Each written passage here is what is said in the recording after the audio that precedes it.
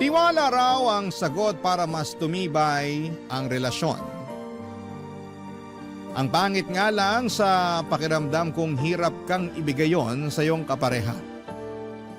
Ikaw, kabarangay, kaya mo bang magtiwala sa iyong karelasyon kahit na alam mong puno ka ng pagdududa?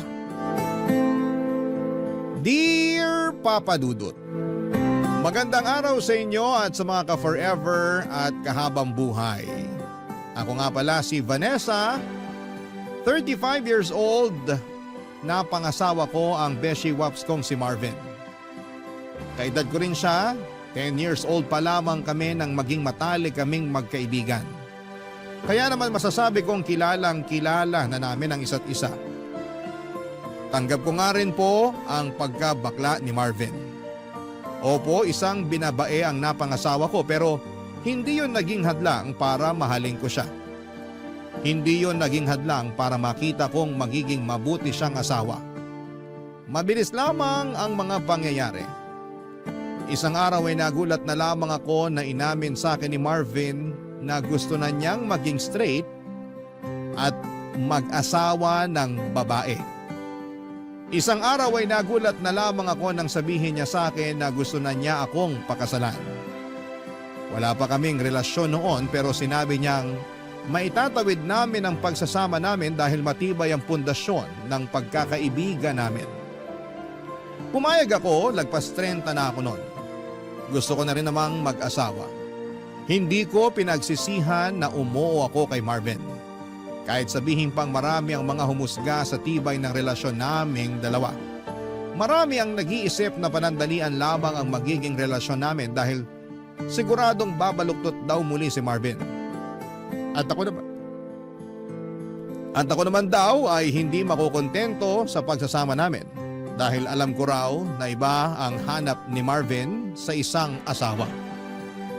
Kibit balikat na lang kami sa mga sinasabi ng iba dahil gusto naman naming panindigan ang desisyon namin. Kaya lang isang araw ay nagsimula na ako magduda sa kanya, Papa Dudut. Natakot na ako sa kahihinatnan ng relasyon namin. Nangyari yon nang tulungan ko siyang mag-ayos ng mga gamit niya isang buwan pagkatapos naming ikasal, Papa Dudut.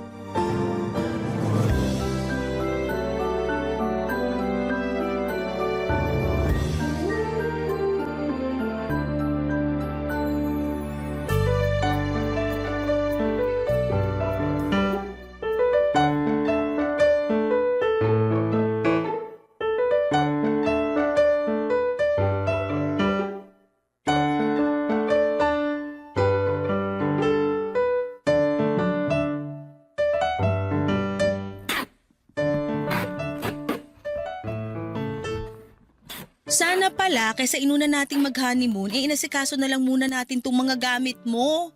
Natambakan tuloy tayo ng gagawin ngayon. Late din kasi pinadala ni Mama itong mga gamit ko. Mas inuna kasi nila ni Papa na mag-honeymoon. Competitive sila ha? Nakikisabay sa honeymoon? Bagong kasal lang yan? Tinitesting lang yung mga tuhod nila kung lumalaban pa. Isusumbong kita pag nagkita-kita tayo next month. Ipapahamak ko talaga ang asawa mo? Kaya mo yun? Asawa? Oh, bakit? Naninibago lang. Naninibago pa rin. Isang buwan na tayong kasal ah. Sanay ako bilang beshi wap mo. Alam mo yan. Pwede pa rin naman tayo maging mag-beshiwap eh. Magandang araw na maging mag-best friend na mag-asawa. Pampatibay ng relasyon. Hindi ba tiwala ang nagpapatibay ng relasyon? Akala ko nga chismis ang pampatibay ng relasyon eh. Ay nako, tapusin na nga lang natin tong pag-ayos ng gamit mo para makapagpahinga na tayo. Mabuti pa nga para makapagkadal na mamaya. Sayang ang lamig ng panahon kung hindi mapapakinabangan. Char! Huwag ka na nga magsabi ng char. Baka may makarinig at sabihin na pumipitik na uli ang mga daliri mo. Ay wala akong pake. Char! Ewan ko sa'yo. Pag ikaw nahipa ng hangin pabalik sa dating kasarian mo, naku lang talaga.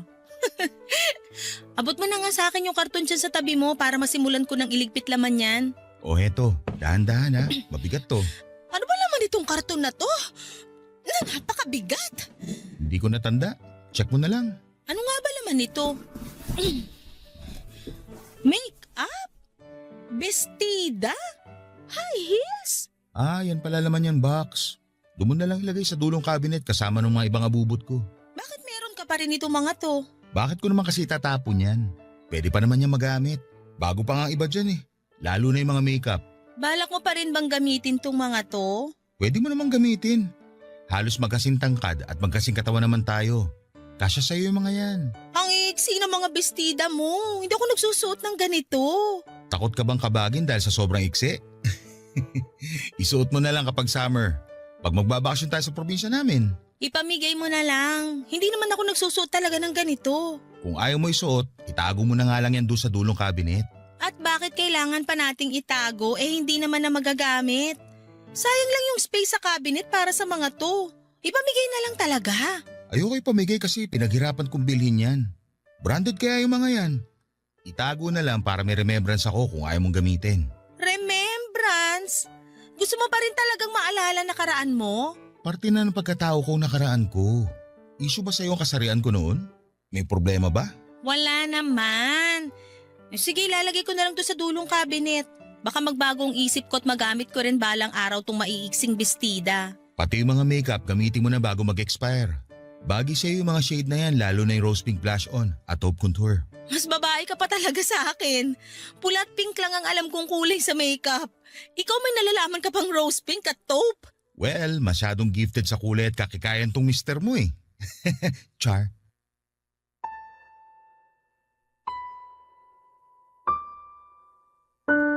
Alam kong nagbibiro lang noon si Marvin sa pagbabakla-baklaan niya. Pero medyo kumabog ng kaunti ang dibdib ko dahil mansyado pa rin ang pagiging bakla niya para sa akin. Recent lang kasi siya nagbagong buhay, Papa Dudut. Siguro'y doon pa lang ako noon nilamon ng mga sabi-sabi na mga kakilala namin na isang araw ay muling magbabalik loob si Marvin sa pagiging binabae. Para mawala ang pag-overthink ko ay nag-focus na lamang akong muli sa pag-aayos ng gamit ni Marvin, Papa Dudut. Marami pa ako nakita roon ng mga gamit niyang pangbabae. Hindi na lang ako umiimik at nilagay na lamang lahat sa dulong cabinet. Umaasa ako na hindi na yon magagamit pa ni Marvin.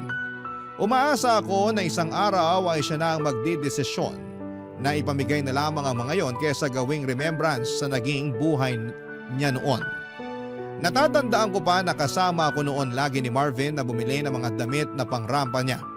Ako lagi ang tumutulong sa pagbibitbit ng mga pinag-shopping niya para sa pageant na sinasalihan niya noon. Pati nga yung mga damit na isusuot niya para sa mga date niya. Ako rin, Papa Dudut, ang kasama niya sa pagbili noon. Nakakatawa lang na isipin na asawa ko na ang beshi waps kong bakla na mas babae pa kung umasta noon sa akin. Minsan nakakaduda talaga kung totoong gusto na niyang maging straight o nape-pressure lamang siya ng iba para yakapin ang una at totoong kasarian niya. Lalo na kapag may kasama siyang ibang lalaki. Lalo na yung alam kong tipo niyang lalaki. Lumakas ang kaba ko lalo na noong pinakilala niya sa akin ang bago niyang katrabaho na si Deo. Kaedad lang din namin at gwapo pa. Dinala niya sa bahay namin isang gabi para makikain sa amin ng hapunan, Papa Dudut.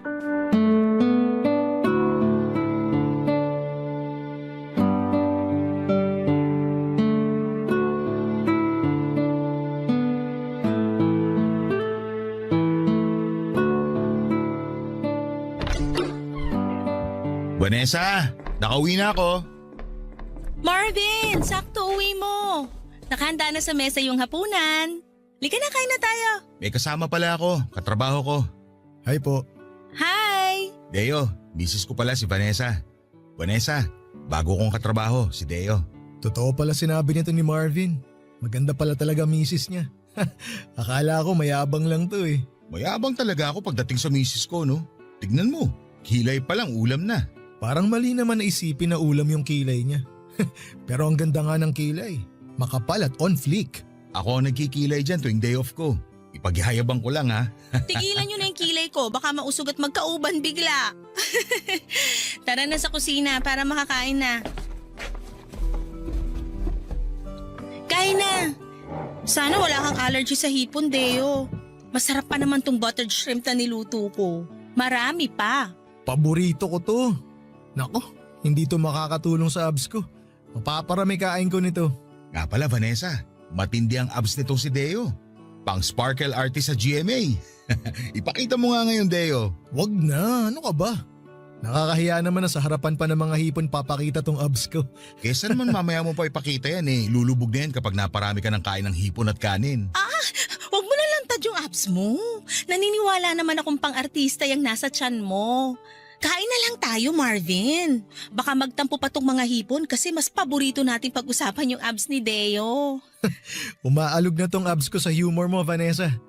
Gets ko na talaga kung bakit na-inlove sa ito si Marvin. Sense of humor mo palang ulam na eh. Puro na lang ulam ang nasa isip mo Deo. Kumain na nga lang tayo para makauwi ka na. Di pa ako nakakapaglagay ng kanin sa plato ko, iniisip mo na agad na pauwi na ako. Hindi Kung may baon ka lang na extra brief papatulugin na kita rito sa bahay namin. Sa susunod, magdadala ako ng 1 dosenang brief, extra large. Sa day off natin, matulog ka rito ha. Oo naman.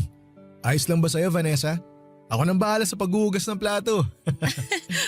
Wala namang problema. Ayos lang sa akin, basta ayos lang kay Marvin. Mas lalong walang problema sa akin para naman masaya rito sa bahay. Bakit? Malungkot ka ba na tayong dalawa lang ang nandito? Naku, lagot ka Marvin, ayusin mo kasi. Ang ibig ko sabihin, masaya rin siguro kung masubukan natin paminsan-minsan na may bisita tayo. Pero kahit wala, ayos na sa akin na tayong dalawa lang. Lusot, hindi kulong. Kumain na nga lang tayo para makauwi na tong si Deo. Aray naman, gusto nyo talaga ata akong pauwiin eh. I-take out ko na nga lang tong kanin at hipon. Sa jeep ko na lang kakainin mamaya habang nasa biyahe. Joke lang naman Deo. Kahit mamayang madaling araw ko pa umuwi, ayos lang sa amin. Gusto mo manood tayo mamaya ng movie pagkatapos natin mag-dinner Sige, game ako dyan. Pero ayos lang ba sa'yo yon, Vanessa? Oo naman. Nood tayo ng movie mamaya pagkatapos kumain. Tama na kwentuhan. Kain na tayo para makanood na mamaya. Imbes na kumain ay nagpatuloy pa rin sa tawanan at usapan sina Deo at Marvin Papadudut. Hindi na nga ako gumatong pa sa usapan nila para hindi na yon humaba pa. Pero ganun pa rin. Tawanan lang sila ng tawanan na akala mo'y matagal na silang magkakilala. Hindi na rin ako nakaimik pa kahit gustuhin ko man. Parang nakalimutan na kasi nilang andun ako. At sila na lamang ang nagkakaintindihan sa mga pinag-uusapan nila. Kumain na lamang ako para makaramdam sila at doon na rin sila sumunod. Akala ko kapag nagsimula na silang kumain ay hindi na sila magkwekwentuhan. Pero hindi yun nangyari, Papa Dudut. Sumigi pa rin sila ng sumigi sa usapan. Late na tuloy kaming natapos kumain. Inaantok na ako noon pero ayaw pang umalis ni Deo. Gusto pa niyang manood ng TV at sinamahan tuloy namin siya. Ni Marvin na tuwang-tuwa rin. Habang magkakasama kami ay para ako naging third wheel sa kanila. Naalala ko bigla noong mga panahong third wheel ako kay Marvin at sa mga naging boyfriends niya. Ako lagi noon ang bumabangka sa kwentuhan dahil madalas ay nagkakahiyaan silang magkakarelasyon. Noong time na kasama namin ni Deo ay parabang naulit ang nakaraan. Ang kaibahan lamang, silang dalawa ni Marvin ang bumabangka sa usapan samantalang ako ay tahimik lang. Hindi ko noon alam ang mararamdaman. Nakikita kong masaya si Marvin kasama ang kaibigan at katrabahong si Deo. Pero ang sakit lang na makitang parang mas masaya siyang kasama si Deo kesa sa akin ang mismong asawa niya. Mas lumalim lang tuloy ang selos. At pagdududa ko, Papa Dudut, kung totoo ba ang kagustuhan ni Marvin na magbagong buhay na. Papa Dudut. Barangay Love Stories. Barangay Love Stories. Sa pagdaan ng mga araw, Papa Dudut, ay hindi ko sinabi kay Marvin ang totoong nararamdaman ko. Takot akong magising ang pagkabakla niya oras na maparami ang oras na kasama niya si Deo. 6 na araw pa naman sa loob ng 1 linggo kung magkasama sila sa trabaho.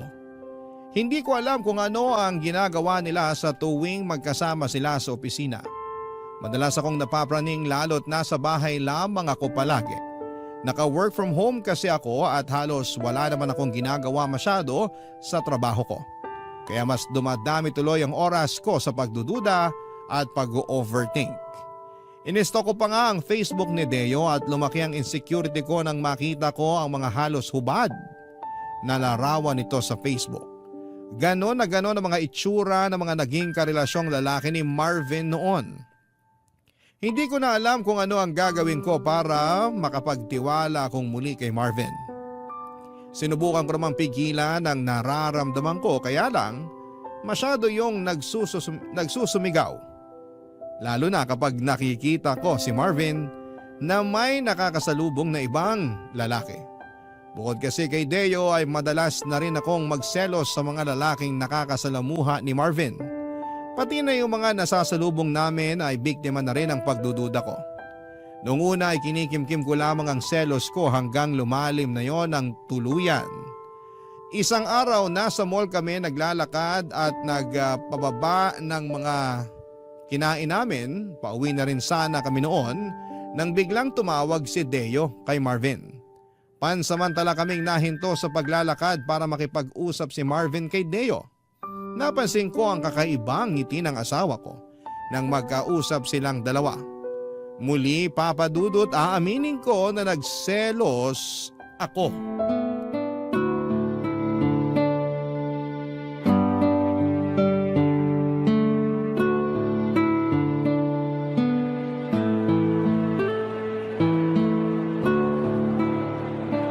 Ang hirap namang matunaw nung kinain nating kaldereta. Sinabi mo pa, lumalaban pa rin yung karne ng baka sa tiyan ko. Baka bukas ko na ito maburot mailabas. Ang hirap talaga pag nagkakaedad. Hirap nang matunawan. Hoy, bata pa tayo no? 35 pa lang tayo. Kung makapagsalita ka naman dyan, akala mo, kailangan na natin kumuha ng senior citizen ID. Kasi naman, isang oras ang mahigit nung umalis tayo sa resto na kinainan natin. Pero parang barado pa rin yung sikmura ko. Kinulang yata tayo sa tubig. Maghanap nga muna tayo na mabibilhan ng tubig. Buti pa nga. Teka, tumatawag si Deo. Sagutin ko lang saglit ha. Sige, gumilid muna tayo para hindi makakaabala sa mga naglalakad. Sige. Hello Deo. Marvin, nasan ka? Andito kami sa mall ni Vanessa. Katatapos lang namin kumain. Bakit? Ay, nagde-date pala kayo. Pasensya ka na. Istorbo ko pa ata kayong dalawa. Hindi ka nakaistorbo. Ikaw pa ba? Lagi ako may oras para sa'yo. Salamat naman kung ganun. Napatawag ako kasi imbitahan sana kita sa Sabado kung pwede ka. Anong meron? Birthday ng nanay ko. Alam mo namang tuwang-tuwa sa'yo si nanay. Baka naman pwede mo mapagbigyan. Huwag ka na mag-abala sa regalo. Ayos na kay nanay na nandun ka. Game! Anong oras ba? Alas 4 ng hapon ng simula. Pwede mo naman nagaan para makisali ka sa inuman namin ng mga pinsan ko. Gusto ko yan. Matagal na rin ako hindi nakakainom. Kailangan na mababad sa gin ng lalamunan ko para makaramdam naman ng init at hagod. Ako na bahala sa alak at pulutan. Mananawa ka. O sige na, tuloy nyo na yung date nyo ni Vanessa. Pasensya na ulit kung naistorbo ko kayo ha. O paano? Bye! Bye! Nakarinig ako ng inuman Inimbitahan ako ni Deo para sa birthday ng nanay niya sa Sabado. Punta ako ha. Hindi ako magpapagabi, promise. Nakilala mo na pala yung nanay ni Deo? Oo. Dumidiretso kasi kami madalas ni Deo sa bahay nila pagkatapos ng trabaho. Kaya pala lagi kang late kung umuwi. Dumadaan ka pa kina Deo. Hindi naman palagi. Sa tuwing naghahanda lang ng merienda ang nanay niya. Kaya ngayon, super close na kayo ng nanay niya. Oo. Kaya naimbitahan na tuloy ako sa birthday niya sa Sabado. Akala ko ba manonood tayo ng sine sa Sabado? Pwede namang manood na tayo ngayon. Parehas lang naman yung palabas ngayon at sa Sabado. Pagbibigyan ko lang yung nanay ni Deo. Ang bait kasi nun eh. Nakakayan tumanggi at baka magtampo. Alam mo naman ang mga matatanda. Lagi na nga kayong magkasama ni Deo eh. O bakit naman ganyan ka magsalita? Mas maganda ngang lagi kami magkasama eh. Kaysa naman mambabae ako, di ba? Mambababae ka? Bakla ka naman.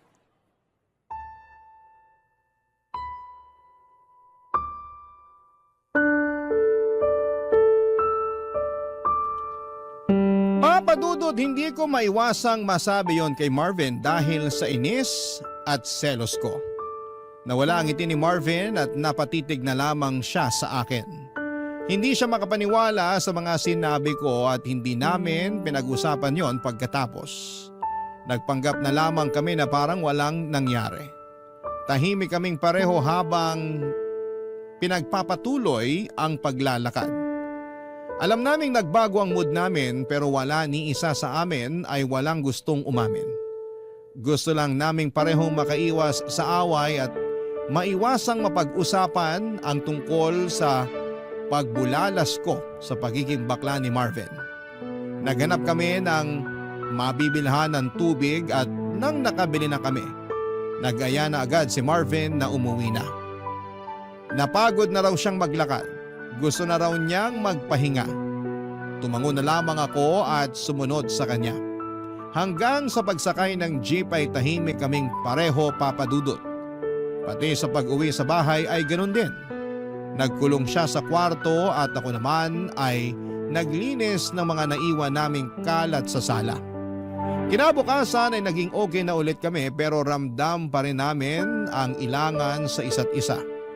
Wala pa rin ni isa sa amin ang gustong pag-usapan ng mga nangyari sa mall. Isang hapon ay hindi ako mapakali at parang may nagtutulak sa akin para kausapin si Deo. Gusto ko siyang makausap para malaman niya ang nakaraan ni Marvin at para alam din niya kung saan siya lulugar. Baka sakaling maisip niyang irespeto ang relasyon naming mag-asawa. Alam kong emosyon ko ang nagdidikta noon sa akin at mali ko na sumunod ako sa gusto noon. Kinuha ko ang cellphone ko at tinawagan si Deo. Nakuha ko ng palihim ang number ni Deo nang minsang makaidlip si Marvin at nakabukas ang cellphone nito, Papa Dudut.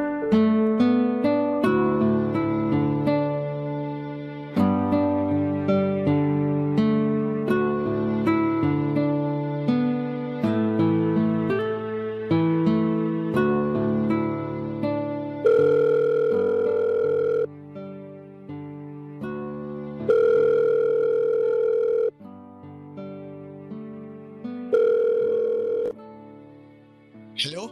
Sino to? Hello, Deo. Si Vanessa to. Yung asawa ni Marvin. Vanessa, ikaw pala. Nagulat naman ako. Hinahanap mo ba si Marvin? Katabi mo ba siya ngayon? Nasa 4th floor siya ngayon eh. Kausap boss namin. May ibibilin ka ba sa kanya? Wala naman. Kung pwede nga sana wag mo nang sabihin na tumawag ako sa'yo. Ha? Bakit? May problema ba? Meron May tampuhan ba kayo ni Marvin? Gusto mo kausapin ko siya para magkaayos kayo? Wala naman. May iba akong problema. Tungkol saan ba yung problema? May tutulong ba ako? Tungkol sa'yo. At oo, makakatulong ka sa akin. Tungkol sa akin? Teka, may nagawa ba ako sa'yo? Ay. Alam mo bang dating bakla si Marvin? Hindi niya nakwento pero ramdam ko naman.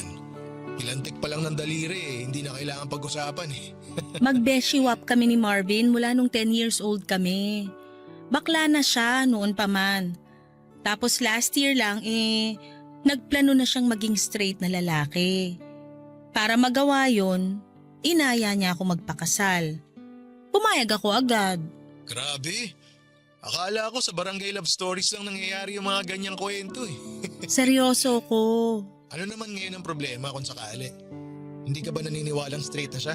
Medyo alanganin, lalo na nung pinakilala ka niya sa akin. Bakit naman ako nadamay sa problema? Katrabaho niya lang naman ako. Pero kasi nung bakla pa siya, mga tipo mo yung ginojowa niya. Mapuputla na macho. Alam ko yun kasi ako ang tulay niya lagi sa mga naging jowa niya noon. Beshiwap na, tulay pa, asawa pa. Talo mo pa 3-in-1 na kape Ikaw na. Pasensya ka na kung sinasabi ko sa'yo to ngayon ha. Ayos lang, walang problema. Mabuti nga't nasabi mo to sa akin. Ngayon alam ko na kung saan ako lulugar. Nadamay ka pa sa pagsiselos ko. Pasensya ka na talaga. Wala yun. Pero matanong lang kita. Wala ka bang tiwala kay Marvin? Dati, meron. Kaya lang nagduda na ako nung lagi na kayong nagkakasama. Lagi talaga kami magkasama kasi magkatrabaho kami. Diyan nga ako takot Dahil halos 9 hours kayong magkasama sa trabaho. Imposibleng hindi kayo magka-developan. Pagdating sa parting yan, malabo yan. Paanong malabo? Lagi kang binibida ni Marvin. Panay ang papuri niya sa kagwapuhan mo. Lalo na sa abs mo. Kahit sinong misis magdududa kung bukang bibig lagi ng mister yung katrabaho niya. Ako na nagsasabi sa'yo, kahit pa 15 hours kami magkasama ni Marvin sa trabaho, malabo magkagustuhan kaming dalawa. Bakit naman? Kasi may boyfriend na ako.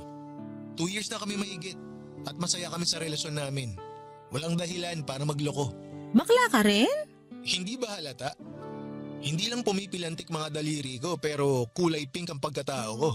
Akala ko straight ka. Hayaan mo, sa susunod ipapakilala ko sa'yo boyfriend ko. Naipakilala ko na siya kay Marvin noon. Nakakasama nga namin madalas kapag nagmimerienda kami sa bahay. Alam mo magandang idea din kung tatry mong sumama sa amin minsan ni Marvin para mawala yung pagdududa mo sa asawa mo. Ang akala ni Deo ay mawawala noon ang pagdududa ko kapag nalaman kong may boyfriend na siya. Pero kabaligtaran ang mga nangyari. Mas lalo akong nakaramdam ng selos at mas lalo akong kinabahan. Kung bakla rin pala si Deo ay mas malaki ang chance na magka-developan sila ni Marvin. Kahit sabihin pang may boyfriend na si Deo, pero dahil uso ang cheating ngayon ay hindi ako pwedeng maging kampante. Tinapos ko na kaagad ang tawag dahil halos hindi na ako makahinga dala ng sobrang kaba. Pagkatapos noon ay sinubukan ko na lang na mag-focus sa trabaho ko pero hindi yun nangyari. Ang utak ko ay nakalipad sa future. Iniisip kong balang araw ba ay makakayanan kong tanggapin pag nagka-developan na sina Marvin at Deo. Parang nanikip ang dibdib ko sa iniisip ko. Mahal ko na si Marvin at wala akong ibang gustong mangyari kundi ang maalagaan ang pagsasama naming mag-asawa. Kinagabihan ay umuwi si Marvin na kasimangot ito at halatang galit. May kutob akong sa akin siya galit at tama naman ako. Alam pala niyang tinawagan ko si Deo. Hindi raw napansin ni Deo na nakabalik na si Marvin mula sa 4th floor at nasa likuran lang siya nito habang magkausap kaming dalawa sa cellphone. Narinig ni Marvin ang pag-a-assure sa akin ni Deo na walang pwedeng mangyari sa kanilang dalawa dahil may boyfriend ito. Guilty ako noon at panay ang sorry ko pero inis na inis pa rin si Marvin sa akin. Sa sala siya natulog at iniwasan niya ako hanggang kinabukasan. Nahiya ako sa ginawa ko at hindi ko alam kung papaano makakabawi sa asawa ko sa ginawa ko sa kanya. Papadudot nagsisisi ako kung bakit hinayaan kong magpadaig sa emosyon ko. Nagkaroon na tuloy ako ng lamat. Ang pagsasama namin ng asawa kong si Marvin, papadudot. Barangay Love Stories. Barangay Love Stories. Nagkaayos din naman kami ni Marvin pero hindi na kami katulad ng dati, papadudot. Nagbago na siya sa akin at alam kong dala yon ang kawalan ko ng tiwala sa kanya. Kilala ko si Marvin, ang pinakaayaw niya sa lahat ay ang mga taong pinagdududahan siya sa kahit na anong paraan at kadahilanan. Hindi ko man lang pinag-isipan ang ginawa ko. Alam kong nasaktan ko siya at hindi ko alam kung paano pa makakabawi. Mabilis pa namang mawala ng gana si Marvin kapag may nagawa kang hindi maganda sa kanya. Lalo na kung mismong karelasyon niya ang nakagawa ng masama sa kanya. Naalala ko nga yung isang karelasyon niya na siloso. Agad na hiniwalayan ni Marvin nang malaman nitong ini-stalk niya ang mga ex ni Marvin. Hindi raw siya komportable sa ganon. Kaya kahit gaano pa niya kamahal ang ex niyang yon ay iniwan niya agad para sa peace of mind niya. Dahil sa pag-alala ko sa ex ni Marvin ay natakot ako. Kaya nakipag-ayos agad ako sa kanya at ginawa ko ang lahat para mapatawad na niya ang mga nagawa ko. Kinulit ko siya hanggang sa mapilitan na siyang makipag-ayos sa akin. Nag-promise ako sa kanya na hindi na mauulit ang pagdududa ko. Naniwala naman siya at bumalik na kami sa dati at sinimulan ko nang magtiwala. Kahit medyo aminado ako na medyo nakakaramdam pa rin ako ng selos kay Deo, ay sinikap kong huwag yung ipahalata kay Marvin kapag magkasama kami. Kaya lang isang araw ay nakaramdam na naman ako ng selos, hindi kay Deo kundi sa ibang mga lalaki na nakakasalubong namin sa paglalakad namin sa mall. Nadugtungan na naman ang lamat ng aming relasyon ng dahil doon.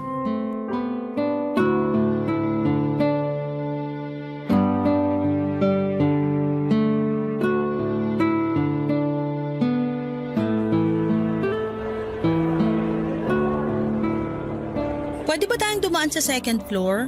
Bibili lang ako ng bagong casing ng phone ko. Sure ka? Mas mura kaya online. Umorder ka na lang, free shipping pa. Sale pa naman bukas. Pwede, pero check pa rin natin dito. Maaga pa naman eh. Okay, pero dalang muna tayo sa pharmacy. Bibili lang ako ng vitamins ko. Ay sakto, ubus na rin yung vitamins ko. Oo nga pala, O ano yon? wala. May nasalubong ka lang na gwapo na tahimik ka na bigla? Ano na naman ba ang pinupunto mo? Wala naman. Huwag mo sabihin pinagsisilosa mo yung nasalubong natin. Masama ba? Natahimik ka nung dumaan siya eh. Wow, grabe. Ang lagkit pa ng tingin mo. Ni minsan hindi mo ako tiningnan ng ganon. Seryoso ka ba?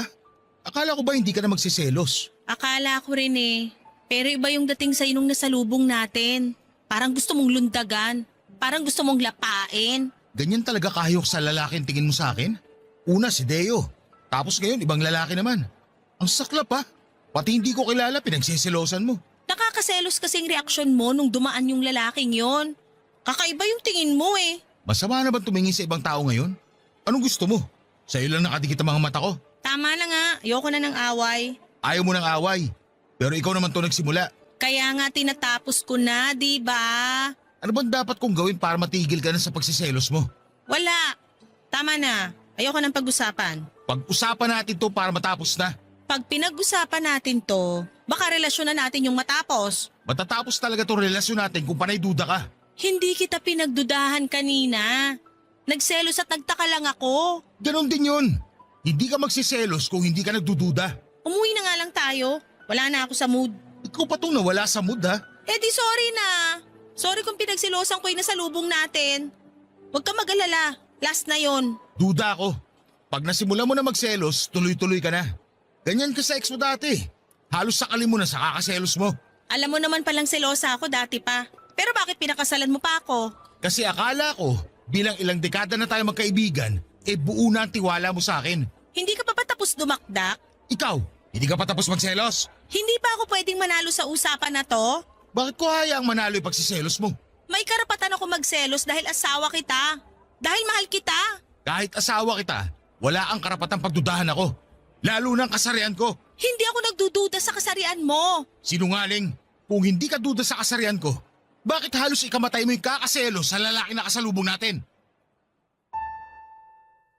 Hindi ako nakasagot sa sinabi ni Marvin Papadudut. Nahiya ako bigla dahil alam kong tama siya. Talaga namang nagdududa pa rin ako sa kasarian niya pero hindi ko magawang aminin yon sa harapan niya. Nang hindi na ako sumagot ay naglakad na ng mabilis si Marvin para makalabas na ng mall. Humabol naman ako pero hindi kami nag-usap. Sabay pa rin kaming sumakay ng taxi pa uwi at hindi pa rin kami nag-iinikan sa loob ng taxi hanggang sa makauwi kami ng bahay. Hindi na ako muling kinausapan ni Marvin kahit ilang beses na ako nag-attempt na pag-usapan namin ang mga nangyari. Alam kong napagod na siya sa ginagawa ko at kahit ako ay pagod na rin namang magduda. Kaya lang ay hindi ko pa ma-practice na magtiwala ng buo sa kanya. Hindi ko maipaliwanag sa kanya kung bakit ganon akong magduda. Ayokong galitin pa siya lalo kaya naman ako na rin mismo ang dumistansya. Sa mga sumunod na araw ay hindi na kami tuluyang naayos. Lagi na lang late kung umuwi si Marvin at hindi na kami nakakapag-usap tulad ng dati. Nanlamig na siya ng tuluyan sa akin, mas lalo tuloy akong napraning dahil sa mga inaakto niya. Dahil sa pagdistansya niya sa akin ay naisip kong mas lalo lang lalaki ang chance na mapalapit siya kay Deo o sa ibang lalaki na makakasalamuha niya. Baka nga, Para makaganti sa akin ay manlalaki na siya para lang patunayan ang mga pagdududa ko sa kanya. Natakot ako lalo sa mga iniisip ko, Papa Dudut. Kaya bago pa umabot sa puntong yon ay kinausap ko na siya. Nahirapan akong harapin siya noong una dahil nga sa panayang iwas niya. Pero napilitan din siya na makipag-usap sa akin nang ma-realize nito marahil na hindi na namin pwedeng iwasan ang isyo na namamagitan sa aming dalawa. Nagkausap na ulit kami at sinikap na ayusin kung ano man ang naging gusot noong nakaraan, Papa Dudut.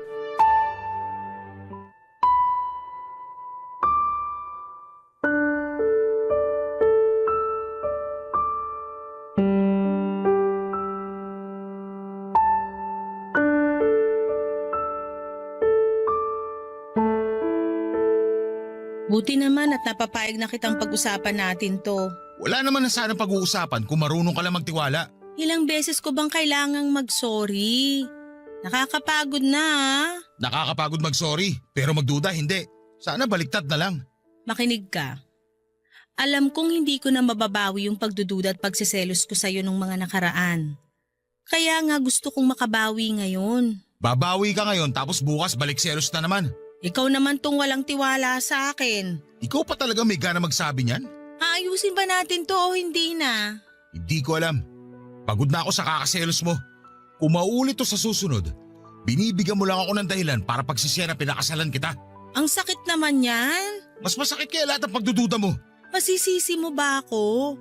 Wala pang 1 taon nung magdesisyon kang magpakalalaki. Buong buhay mo lagi ka naka-lipstick. Lagi kang naghahabol sa lalaki. Diring-diri ka kapag nadidikitan ka ng dibdib ng babae. Wala ka talagang tiwala, no? Oo, aaminin ko hindi ganun kadaling panindigan to pagiging lalaki ko. Pero ginagawa ko. Araw-araw sinusubukan ko. Kaya sana, subukan mo rin magtiwala. Kasi nadadamay ako sa pagiging nega mo sa akin. Ayoko naman sanang maging nega. Kaya lang kasi, Kaya lang ano? paano kung isang araw mapagod ka na sa kakasubok? Paano kung isang araw ma-realize mo na mas gusto mo na lang uli maging bakla? Na mas gusto mong yumakap sa lalaki kaysa babae? Paano ako? Bakit kasi ganyan ka-advance ang utak mo? Hindi ba pwedeng yung pagsusumikap ko ngayon na maging straight ang isipin mo? Hindi mo ba na-appreciate yun? Na-appreciate ko na nag-e-effort kang maging straight. Pero hindi ko lang kasi maiwasang makaramdam ng takot sa tuwing may nasasalubong tayong gwapo tapos mapapatingin ka sa kanila. Ay, ni sa hinagap, hindi ko naisip na lalaki ang pagseselosan ko. Vanessa, ikaw na itong pinili ko. Ikaw na itong pinakasalan ko. Marami naman dyan na pinili nga sa una. Pero sa huli, iniwan pa rin. Kaya hirap ka magtiwala kasi nakafocus ka sa mga mali ng iba. Hindi tayo yun. Iba tayo. Mahal kita at mahal mo ko. Hindi ba pwedeng yun na lang atupagin natin ngayon? Kesa lagi tayo mag-aaway dahil sa walang kwentang pagdududa mo. Paano bang gagawin ko? Nahihirapan na rin ako eh. Gustuhin ko man na di magselos. Pero ramdam ko pa rin eh. Lalo tuwing wala ka rito sa bahay at kasama mo si Deo. Si Deo na naman?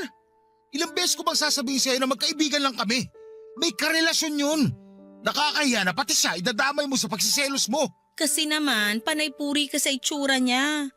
Lagi mong binabalita sa akin kapag pumapasok siya sa opisina niyo na mala artista yung datingan. Dahil lang doon kaya ka nagdududa?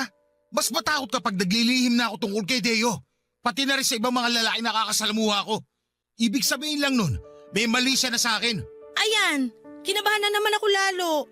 Bakit kailangan mong sabihin yan? Ay, eto. Naalala mo nung grade 6 tayo? Wala teacher natin nun tapos naglaro tayo ng truth or consequence. Naalala mo yung sinabi ko nun? Hindi ko na naaalala.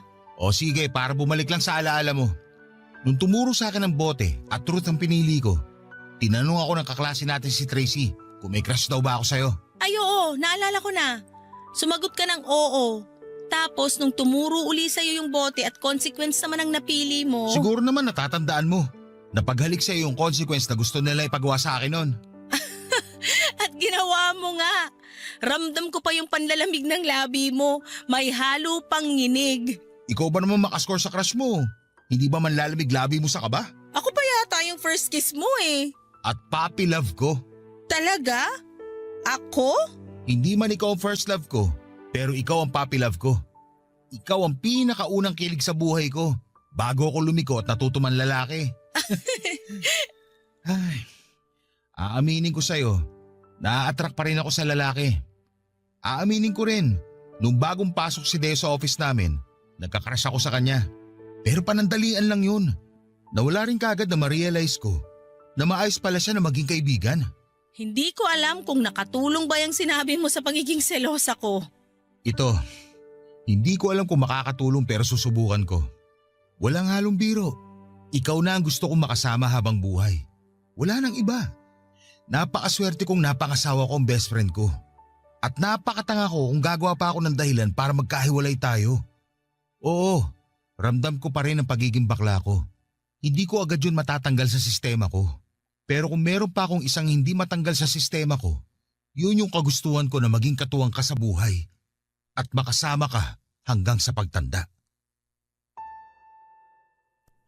Nakatitig lang sa akin si Marvin habang sinasabi ang mga linya niyang yon. Aaminin kong nakatulong yon para mabawasan ang nararamdaman kong selos at pagdududa. Niyakap ko na lamang siya dahil hindi ko rin alam kung ano ang susunod na sasabihin para hindi masira ang moment namin. Pagkatapos noon ay nagbalik na kaming muli sa masayang relasyon namin. Kaya lang, ramdam ko na noon ng pagiging maingat ni Marvin. Ramdam ko rin na napapraning na siya sa tuwing lumalabas kami at nakakasalubong kami ng gwapong lalaki. Iniiwasan na rin niya si Deo at ramdam ko ang lungkot niya noon. Alam ko naging close na silang dalawa at nakasira lamang ang pagsiselos ko sa samahan nila. Aaminin ko na hanggang ngayon ay hindi pa ganoong kabuo ang tiwala ko kay Marvin. Siguro'y likas na sa akin ang magduda dahil yun na ang nakasanayan ko sa mga dating nakarelasyon ko. Pero bala ko na sana yung itigil kaya lang ay hindi ko alam kung papaano. Ayoko magkasira kami ni Marvin dahil wala na akong ibang gustong makasama kundi siya na lamang talaga. Lalo't nagbabalak na kaming magkaroon ng anak bago matapos ang taong ito. Hindi naman makakatulong kung may ilangan pa kami pagdating sa tiwala kung paplanuhin na naming bumuo ng pamilya. Baka naman may tips kayo kung paano mawawala ang pag-overthink ko. Kung paano mawawala ang pagdududa at ang pagsiselos ko. Gusto ko sanang maayos ang relasyon namin pero sana'y matulungan ninyo ako kung papaano.